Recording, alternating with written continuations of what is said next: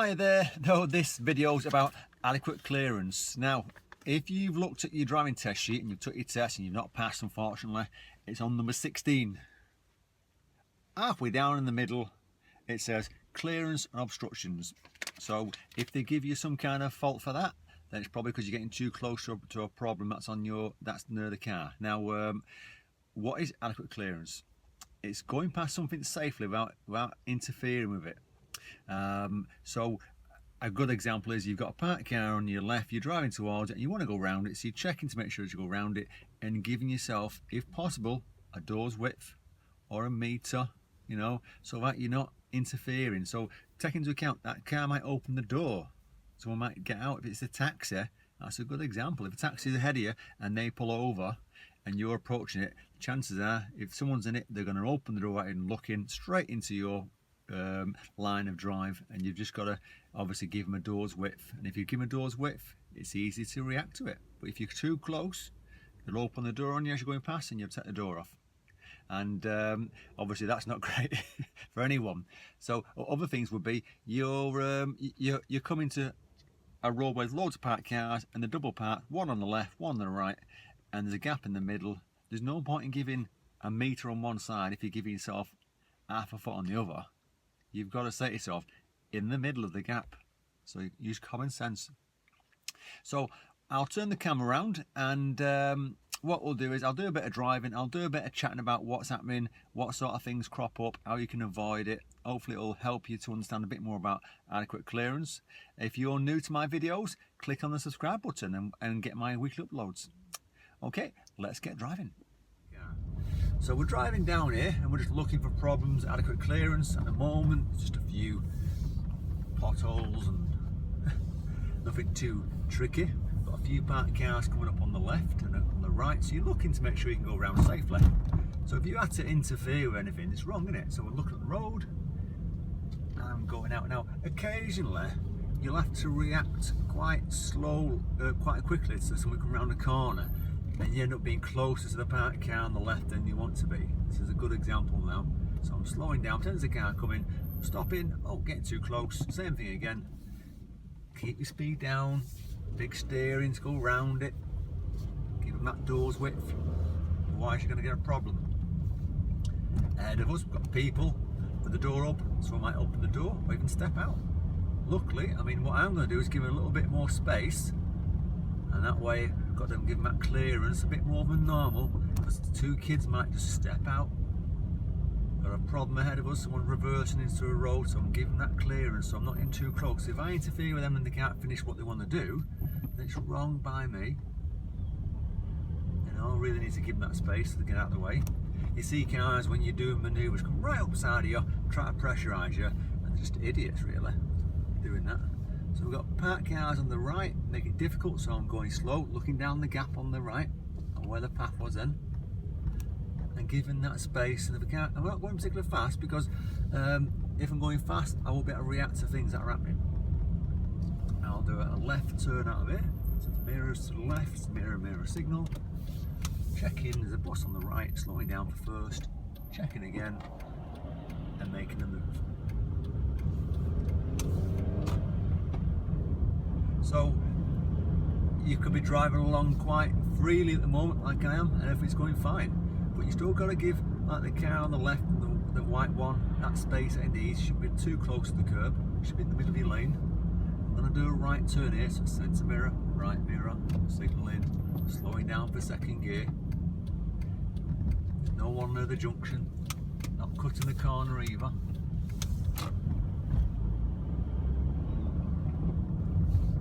I'm just following that taxi. And remember what I said about taxis? If they pull over, someone could be getting out or getting in. So they're probably going to open the door on you sometime. So you just got to be careful. I'm taking my time going past this van because I can't see what's coming. But I'm giving that clearance so that if someone steps out from behind the van, I'm taking whatever caution I can at that point. Where if I'm too close to the van, I'm not expecting it, I go past it fast, you could pick up a fault for planning and awareness. Right at the roundabout, third exit, so it's mirror to the right, signalling, jet to the right, definitely clear, rolling it round, signal back on because it came off then. You've got to reset your signal, Check your mirrors to the left, signalling, letting everyone know you're coming off the roundabout. So while we're driving around, I'm just trying to see what's happening ahead of me. I'm just talking about what's going on. I'm going to do a right turn here, so it's mirrors to the right, centre mirror, right mirror, signalling, get your position to turn. As I'm turning, there's a parked cars on the right, and there's a left bend, which is a little bit tricky. Could be anything round there, so you shouldn't be racing round there. You should be planning to go slow, and at the same time looking to see if you have to go around anything. So there's a van on my left looking up the road, so it's quite close to the car on the right, so I'm taking the gap. So I'm giving it in the middle of both of them, when at an angle. If you go straight lining through it, you'll get too close to the van. Got a bit of a wide junction from this angle. I'm going to do a right turn at it. Centre mirror, right mirror, signalling. As you get there, it becomes a T, but on a bit of a blind corner. Now, because of the blind corner, I'm just being a bit careful, edging out slowly, because I can't see the right. And loads of parked cars in the distance with bends, which makes it a little bit harder. So it could be the car comes the other way. See the cars on the right, on the left bend, could be cars coming towards you. So you would go a little bit slower, try and look for the reflections on the car panel of that third car. That's what I'm looking for. Because you need space for the car to get into as well. So if there's a car coming towards you, leave a bit of space for them to get in, otherwise you can't do anything. The car coming through, there's two of them, so I'm slowing down, letting them go.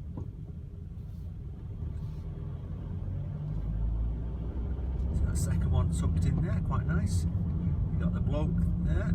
Now he might drop something and step back for it, or he might drop off the stuff and step back round there. So you're kind of expecting problems while you're driving.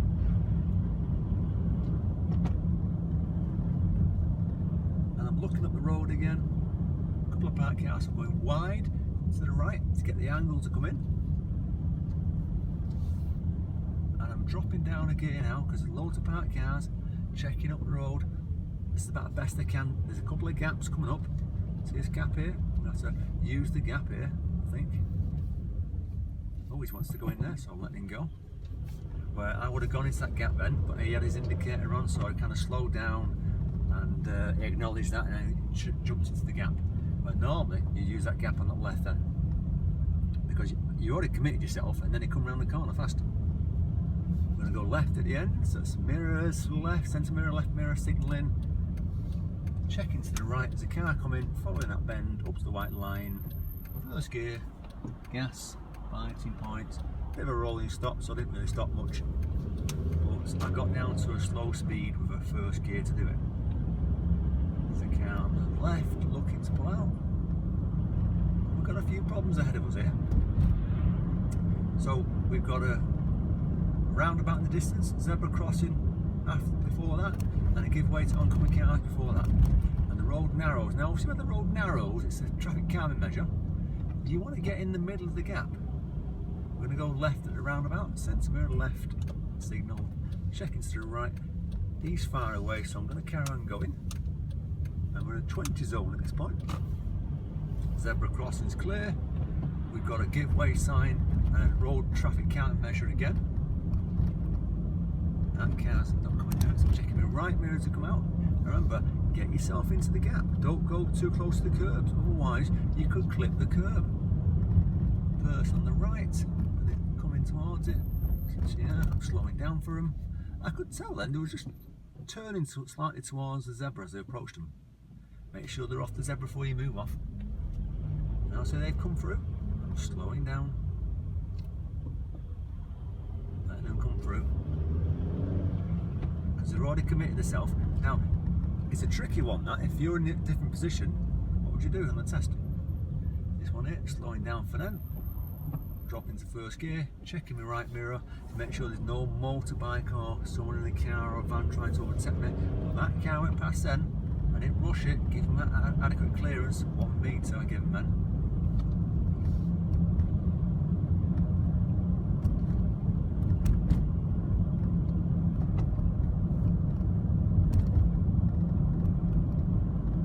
I'm going to do a right turn at the roundabout coming up. up, so it's centre mirror, right mirror, signalling. Now it could be anything round this corner here, because you can't see, so I'm slowing down for just in case the traffic's there.